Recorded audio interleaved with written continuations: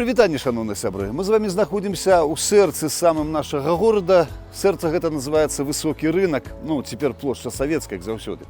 А ў аколіцах высокага рынку жывуць і працуюць многія мае сябры. Вось там за тымі вокнамі сядзіць мастак Алей Сураў. Вось там далей па вуліцы Новозамкавай у музеі гісторыі рэлігіі атэізму працуе Володя Кіслаў, вельмі вядомы мастак-рэстаўратар. Далей вось там вот спусціцца да Бернардынаў жыве Фелікс Гавін, который робіць самыя лепшыя вокны. Вось у доме быта працуе Толік Пчэльнік, вельмі выдатны камп'ютаршчык. Ну, практычна, ведаеце, горад такі маленькі, свойскі, усе ўсіх ведаюць, усе з усімі вітаюцца. Калісьці самым вялікім упрыгожаннем гэтага месца, гэтай плошчы была фара Вітаўта і ратуша. Але практычна ў 60-е гады знеслі і адно, і другое. А чаму? Ну, савецкай улады былі ўсе падставы вельмі не любіць наш горад, а не любіла наш горад яна за 17 верасня 1939 года.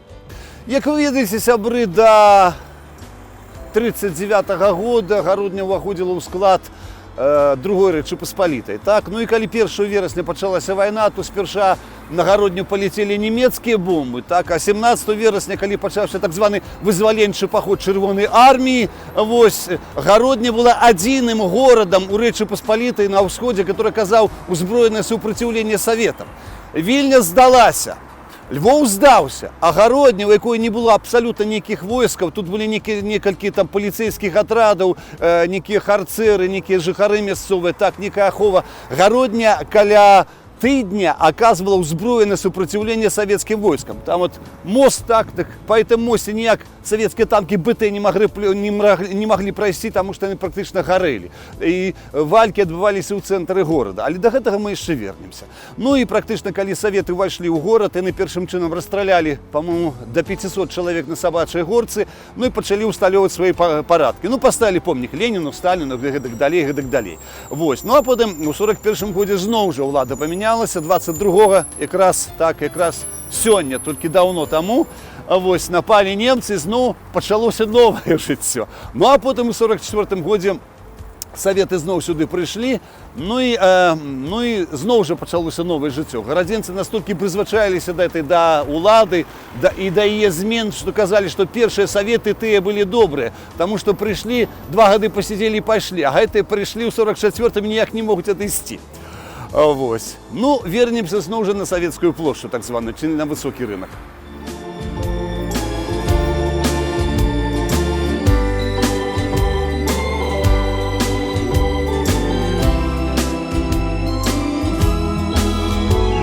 Ну, як я ўжо казаў, я яшчэ раз паўтараю, што пасля вот этого супраціву 17 верасня, так, калі гародня змагалася з бальшавікамі, савецкія ўлады пасля сканчэння Другой сусветнай вайны затаілі на гародню, як казаў бы Зошенька, в душе некаторую грубасць. Ну, ось мы знаходзімся на месцы, дзе калісьці стаяла так званая фара Вітаўта. Чаму так званая? Таму што яна была то Сафійскім саборам, то фара Вітаўта. Вось, Сафійскім саборам стала, як кажуць, на 3-м праграме БТ пасля студэнцкага паўстання, студзеньскага. Так, ну, калі адбылося паўстанне, забралі гэты касцёл, і ён стаў Сафійскім саборам. А ў 20-е гады зноў жа ён вярнуўся і стаў зноў жа гарнізонным касцёлам. Так? Мой бацька, калі служыў у 30-х гадах, яшчэ расказваў, што ён мураваў, тут нешта рабіў, ён служыў на фолішы ў палевой артылерыі, мураваў, нейкія цэглы насіў, нейкую дахоўку клаў. Ну і вось, калі ў яго падчас вайны папала бомба, я маю на ўвазе ў касцёл, у фару Вітаўта, так, ён стаяў такім, ну, непрыбраны, практычна набажэнства не адбывалася. Адзінае, што зрабілі веруючыя, яны перанеслі вельмі харошы арган, які тут быў, арган кампаніі Вацлаў Бернацкі, яны перанеслі ў фару і там змантавалі. І ўсё. Ну і практычна саветы вырашылі, пасля з ратушай расправіліся, знішчылі ратушу, вырашылі, конечно, разбіць гэты касцёл. І яны яго дзесьці взялі, залажылі, всякія там прыстасаванні і ўзарвалі. Вось і ўсё. Вось. Ну і паколькі адзін касцёл уже не існаваў, так, не існавала ратуша, не існаваў Барысаглебскі манастыр праваслаўны, ну то у іх часаліся рукі і на фарны касцёл. І практычна, ну, як вам сказаць, касцёл быў, існаваў, але ў касцеле не было ксяндза. А правила там касцельня двадцатка, так званая, так, і люди самі по сабе. Сустракаліся, так, у нядзелю ці ў святы, так, самі сустракаліся, адчынялі касцёл, так, заходзілі, іх было вельмі немного, 20 чи 30 чалавек, ну, можа быць, у лепшым выпадку 100, але самую, мне здаецца, галоўную ролю ва ўсім гэтым, што касцёл застаўся і трываў, меў хор фарнага касцёла, якім кіраваў арганіста Станіслав Матусевіч і спявала пані Ірэна ў ім. Касцёл заўсёды быў некім цэнтрам не толькі рэлігійным, але культурным. Там заўсёды былі нейкія людзі, актывісты, ўсё. Ну і тыя старыя парафіяне, якія хадзілі ў фарны касцёл, яны працягвалі яго хадзіць. Вось. І так сталася, што вось гэтыя харысты былі сапраўды некімі такімі адданымі, нармальнымі людзьмі. Цяжка было, па-першае, забрацца на гэты паверх. Там была такая крутая лесвіца, сходкі былі такія ступенечкі, так, падняцца было. Ну і проста гэта было яшчэ некім такім, ну, што называецца, я бы не сказаў, што гэта было подзвігам, але, відаеце, ну, прыйсці ў касцёл у тыя гады, спяваць у хоры, гэта было выдатна. Давайте пойдзем туды бліжэй. Трэба аддаць належнае, што ў часы незалежнай Беларусі фарны касцёл, ну, вот гэты, который у нас ёсць цяпер, ён стаў выглядаць значна лепей. І практычна рамонт, гэта мniejшая базыліка, так, это сядзіба біскупа, пагляньце, як гэта ўсё блішчыць. А раней кажу, што гэта была такая вельмі занядбаная будыніна, шэрая. Па-моему, апошні рамонт праводзіўся ў 1912 годзе. Вось. Ну і, кажу, выглядала ўсё вельмі дрэнна. А тут яшчэ, конечно, прыхажанаў не было, і збіраліся такія старэнькія парафіянкі.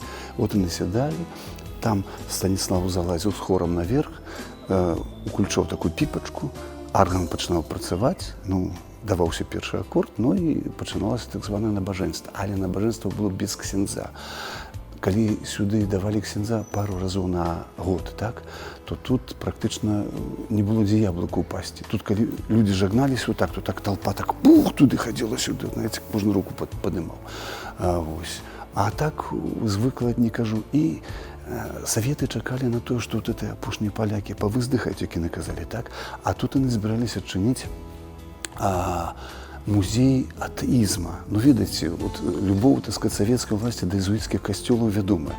У касцёле святого Казіміра ў Вільні таксама быў музей атэізма, так? І тут яны таксама збіраліся вот за тыя горбы каменняў утварыць шыкоўны музей атэізма. Але час пайшоў па-другому, па-іншаму.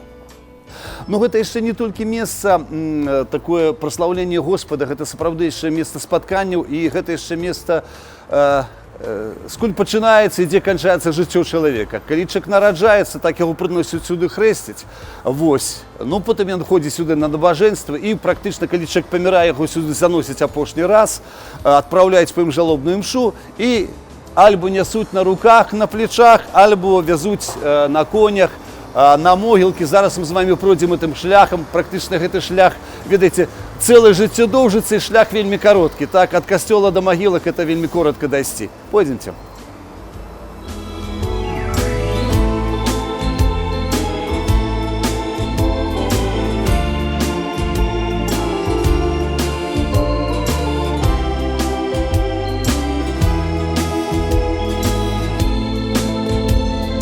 Ну вось, сябры мои, вы бачыце, што дарога ад касцёла да могілак не такая доўгая. Так, это месца называется месца вечнага спачынку, месца вечнай цішыні.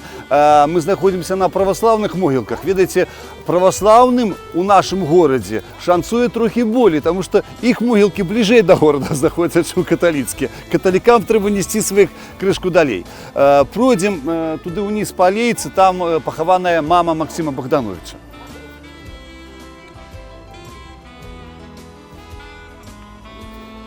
Ну вось, гэта магіла Марыі Апанасаўны Мякоты, мама Богдановича. Вось, яна памерла, калі Максіму было мала зусім год, але тым не менш ён пра яе захаваў самыя цёплыя ўспаміны. А вось гэта магіла Александра Грыкоўскага, які быў настаўнікам першай беларускай школы ў Гародні. Якраз памёр ён бедна ад сухоты ў 19 годзе, і яго пахавалі, як пісаў Луцкевіч у дзённіках, за кошт ураду БНР.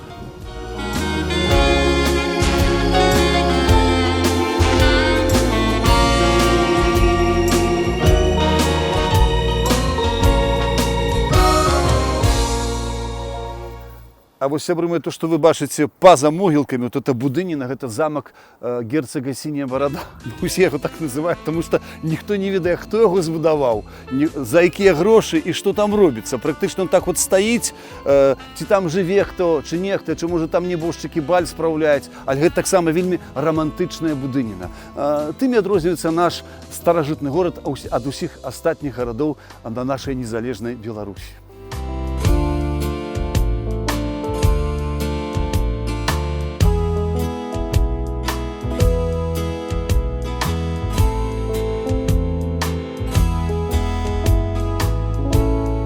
Ну вось, сябры мае, як я казаў, каталікам цяжэй жывецца на гэтым свеце, крышку даўжэй іх неслі, але тым не менш мы на каталіцкіх могілках. Як бачыце, надпісы па-польску, але ўсё ж з памылкамі граматычнымі. Анна Юзефовна, Браніслава Юзефовна. Вось гэта гроб, магіла супольная сям'і Лістовскіх. Эдвард Лістовскі, это быў першы прэзідэнт нашага горада ў часы другой незалежнай Рэчы Паспалітай. Потым вось месца, дзе прыходзяць усе экскурсіі з Польшчы. Гэта магіла нашай Элізы Венедиктаўны Ажэшкі, нашай вядомай пісьменніцы, якая проста жыла і памерла тут у горадзе. Дарэчы, калі вот яна ўжо хварэла, то ўсю маставую перад яе хатай засцілалі саломай, каб вот это коні, вазы, якія ехалі, каб яны яе не трывожылі.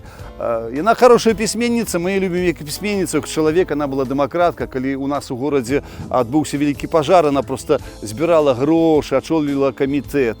А вось звярніце яшчэ ўвагу на некалькі помнікаў, якія тут у нас ёсць.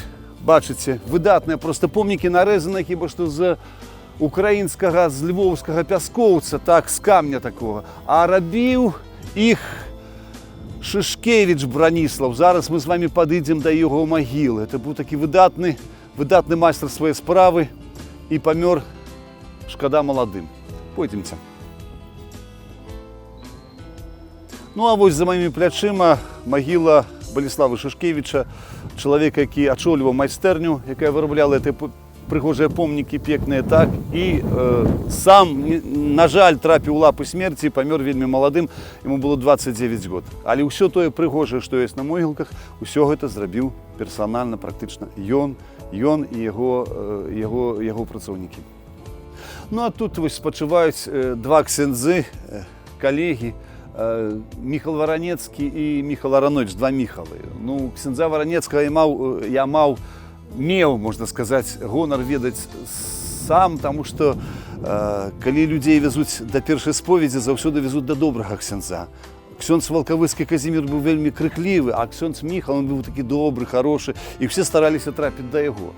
Ён, бедны, яшчэ 7 год адсидзеў у Казахстане на медных рудніках, так, потым ён працаваў пробашчам у Ружане, і потым яго у канцы канцоў паклікалі сюды ў Гародні, ён быў першым духоўным айцом клерыка ў семінарыі. Вельмі хорошы чалавек, вельмі талковы ксёндз, вельмі разумны. Міхал Аранович быў адзіны ксёндз на ўсё правабярэжнае Гродна, так? Засталося много ж касцёлаў, так, у францішканах за нём нам служыў отец Аркадій, а ксёндз Міхал служыў у Бернардынах тут. Цяжкая была праца, цяжкая служба, таму што много было народу, много верных, і трэба было нейкім чым разарвацца на ўсё гэта. Ну і час ад часу яшчэ яго пасылалі на вялікія святы, ён яшчэ служыў у фарным касцёле, які мы з вамі былі. Ну вось гэтыя два помнікі. Помнік справа, гэта помнік Тадеушу Ясінскаму, татку Ясінскаму. Гэта сімвалічны помнік. Пад ім няма яго цела, ягонага цела. 13-гадовы абаронца Гродна загінуў 20 верасня 1939 года падчас савецкай інвазіі.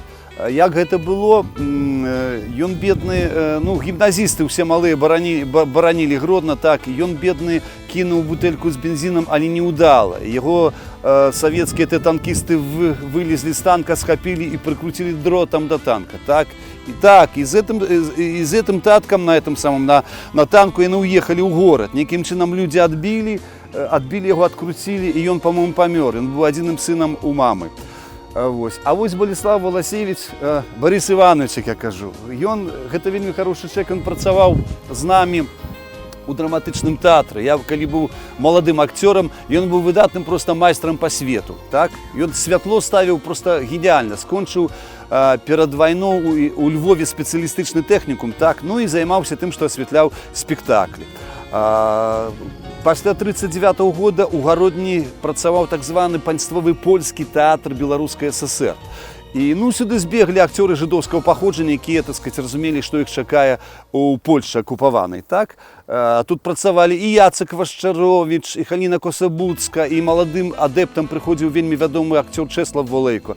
Ну і пана Боліслава я любив слухати, тому що він розказував такі речі про їх цікаві. Так? А керував театром Александр Венгерко. Александра Венгерка забили при невядомых обставинах у 1941 году, коли война почалася здесь под Новоградком. А яны были, ввогуле, падчас пачатку войны яны были на гастролях у Мінску и працавали у будынку жидовского театра. Так? Почалася война, разбомблено все, не ведая, хто куди ісці, яны практично пехотой вернулись у Гродно.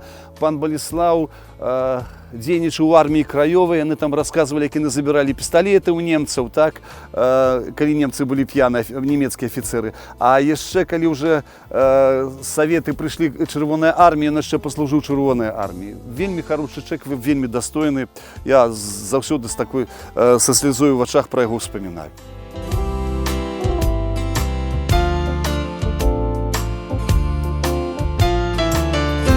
Ну і на фінал нешта такое зусім аптымістычнае. Гэта ўжо з успамінаў маго бацькі.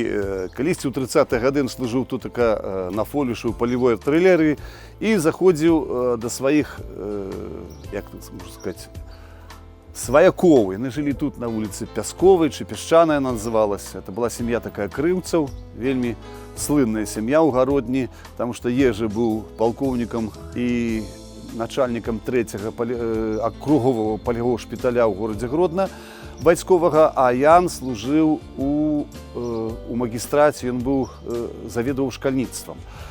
Ну, была великая семья пригожая, а тут батька вынес такое, усведомление літвінства. Ну, всю час спрачаліся паміж собою поляки, літвіны, вот это. Ну, а батька, як малыды солдат, бывший в гостях, прислуховывался, и потом мне это все рассказывал. Да, потом уже рассказал по войне.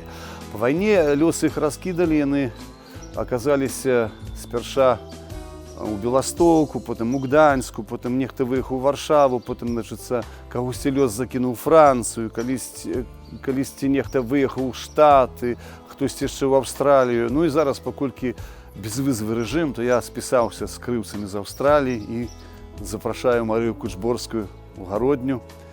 Ввогуле запрашаю всю семью, кому она собралась тут на Песчаной, на Пясковой. Но я думаю, что не соберутся. Тем более, что віз не треба куплять. Это только справа часу. Вас вадзіў по старой Гародні, пачынаючы ад высокага рынку, до замку, до фарнага касцёла і да могілак адных і другіх. Віктор Шалкевич. Усяго вам найлепшага.